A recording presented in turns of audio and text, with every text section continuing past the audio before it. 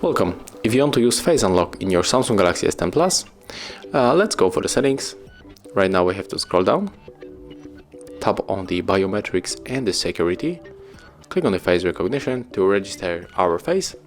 Right now we have to input your log method. In my case it is the pattern.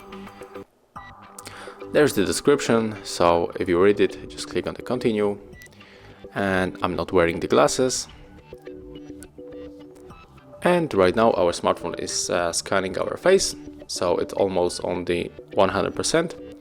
And just to check how it works, we are going to lock the device and try to unlock. And right now we can swipe up to open our device. Thank you guys for watching. Leave thumbs ups, comments and subscribe to our channel.